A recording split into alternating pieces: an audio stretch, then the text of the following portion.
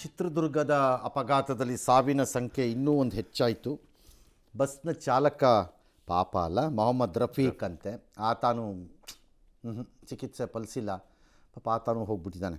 Actually ಅವ್ನು ಬದುಕಬೇಕಾಗಿತ್ತಲ್ವ, ಅವ್ನಿಗೆ ಅವಕಾಶ ಇತ್ತಲ್ವ. ಆಕ್ಸಿಡೆಂಟ್ ಆದಾಗ ಅವನಿಗೆ ಫಸ್ಟ್ ಅಲ್ವ ಗೊತ್ತಾಗೋದು. ಹಾಂ, ಅವ್ನು ಯಾವ ಪರಿಸ್ಥಿತಿಯಲ್ಲಿ ಸಿಗಾಕೊಂಡಿದ್ನೋ ಏನೋ ಪಾಪ. ಏನೋ ಅದಾಗಿದೆ. ಒಬ್ಬೊಬ್ರದ್ದೊಂದೊಂದು ದುರಂತ. ಇಲ್ಲಿ ಸ್ನೇಹಿತರಾದ ರಶ್ಮಿ, ರಕ್ಷಿತಾ, ಗಗನ ಒಟ್ಟಿಗೆ ಗೋಕರ್ಣಕ್ಕೆ ಹೋಗಿದ್ರಂತೆ. ಗಗನ ರಕ್ಷಿತಾ ಸಾವಿನಿಂದ ಬಚಾವಾದರೆ ರಶ್ಮಿ ಗೆಳತಿಯರ ಎದುರುಗಡೆನೇ ಸುಟ್ಟು ಹೋಗ್ಬಿಟ್ಲಂತೆ. ರಶ್ಮಿ ಜೊತೆ ಇದ್ದ ಗಗನಾಶ್ರೀ, ರಕ್ಷಿತಾ ಬಸ್ಸು ಅಪ್ಪರ್ ಸೀಟಿಂದ ಕಿಟಕಿಯಿಂದ. ನನ್ನ ಪ್ರಕಾರದಲ್ಲಿ ನಮ್ಮ ಸಾರಿಗೆ ಮಂತ್ರಿಗಳು ನನ್ನ ಕೈಗೆ ಸಿಕ್ಕಿಲ್ಲ, ಸಿಕ್ಕಿದ್ರೆ ಕೇಳ್ಕೋಬೇಕು ಇವ್ರನ್ನ.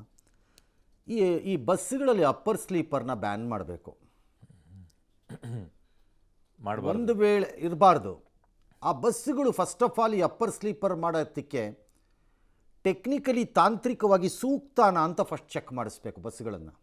Number 1. Number 2, at any cost ಅಲ್ಲಿಗೆ ಹೆಣ್ಣು ಮಕ್ಕಳು ಮತ್ತು ಮಕ್ಕಳನ್ನು ಹಾಕಲೇಬಾರ್ದು ಮೇಲ್ಗಡೆಗೆ. ಇದೇನಾಗ್ತಾ ಇದೆ, ಬೆಂಕಿ ಎತ್ಕೊಂಡಾಗ ಅವ್ರಿಗೆ ಗೊತ್ತಾಗೋದ್ರೊಳಗಡೆ ಎಲ್ಲ ಮುಗಿದೋಗ್ತಾ ಇದೆ. ರಿಯಾಕ್ಷನ್ ಟೈಮೇ ಇಲ್ಲ ಅವ್ರಗಳಿಗೆ. ಕೆಳಗಡೆ ಇರೋರಿಗಾದರೆ ಅಟ್ಲೀಸ್ಟ್ ಅವಕಾಶಗಳಾದರೂ ಇವೆ, ಹೌದು, ಅವ್ರಿಗೆ ಅವಕಾಶವೂ ಇಲ್ಲ.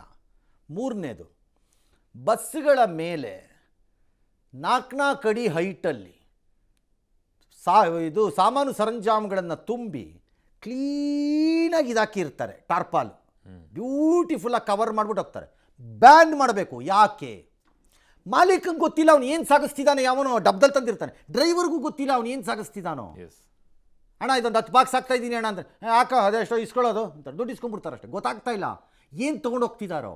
ಅದರಲ್ಲೂ ಕೆಳಗಡೆ ತುಂಬ ಕಡೆಗಳು ಸಿಲಿಂಡರ್ ಬೇರೆ ಇಟ್ಕೊಂಡು ಹೋಗ್ತಾರೆ ಸರ್. ಕೆಳಗಡೆ ಅದು ಇನ್ನೂ ಡೇಂಜರಸ್ ಹಂಗಾರೆ. ಕೆಳಗಡೆ ಇರೋ ಜಾಗದಲ್ಲಿ ಜನರದ್ದು ಲಗೇಜು, ಮೇಲ್ಗಡೆ ಕಂಪ್ಲೀಟ್ಲಿ ಬ್ಯಾನ್ ಮಾಡ್ಬೇಕು ಅದನ್ನು. ರಾಮಲಿಂಗಾರೆಡ್ಡಿ ಅವ್ರನ್ನ ಕೇಳಿದ್ರೆ ನಮ್ಮ ಆಫೀಸಲ್ಲಿರೋ ಆ್ಯಂಕರ್ಗಳು ಇದೆಲ್ಲ ಕೇಂದ್ರ ಸರ್ಕಾರ, ಯಾಕೆ ಸರ್ ಸುಮ್ಮನೆ ಹೊಡಿತೀರಿ ರೈಲನ್ನು ನೀವು? ಮೇಲ್ಗಡೆ ತೊಗೊಂಡೋಗೋದನ್ನ ಕೇಂದ್ರ ಸರ್ಕಾರ ಮಾಡಬೇಕಾ? ರಾಜ್ಯದವರು ಡಿಸೈಡ್ ಮಾಡಬೇಕು. ಭಾಳ ಮೋಸಪ್ಪ ಇದು ಮಾತ್ರ. ಇನ್ನು ಜನ ಪಾಪ ಚನ್ನರಾಯಪಟ್ಟಣ ಮೂಲದ ಆತ್ಮೀಯ ಸ್ನೇಹಿತರದ ನವ್ಯ, ಮಾನಸ ಎಲ್ಲ ಬಾರದವ್ರಿಗೆ ಹೊಟ್ಟೋದ್ರು ಒಂದೇ ಹೆಸರಿಗೆ ಪಾಪ. ಎಲ್ಲ ಗೋಕರ್ಣದಲ್ಲಿ ಪಾರ್ಟಿ, ಬ್ಯಾಚುಲರ್ ಪಾರ್ಟಿ ಅಂತೆ. ಯಾರೋ ಒಬ್ಬರು ಮದುವೆ ಆಗ್ತಿದ್ರೇನೋ. ಹಾಂ, ಬ್ಯಾಚುಲರ್ ಪಾರ್ಟಿ. ಹಾಂ, ಈ ಮಕ್ಕಳೆಲ್ಲ ಹೋಗತ್ವೆ ಆ ಥರ. ಏನಪ್ಪ ಇದಂತೂ ಭಾಳ ದುರಂತ ಇದು. ಏನಪ್ಪ ಅಂದರೆ ಸಮಾಧಾನ ನನಗೆ. ನಿನ್ನೆ ಬೆಳಗ್ಗೆ ಎದ್ದು ಟಿ ವಿ ಸ್ಟಾರ್ಟ್ ಮಾಡೋಕ್ಕೆ ನೋಡಿದಾಗ 16 ಜನ, 18 ಜನ, 19 ಜನ ಅಂತಿದ್ರು. ಪುಣ್ಯಕ್ಕೆ ಒಂದಷ್ಟು ಜನ ಉಳ್ಕೊಂಡಿದ್ದಾರೆ ಅನ್ನೋದು ಅಷ್ಟೇ ಸಮಾಧಾನ.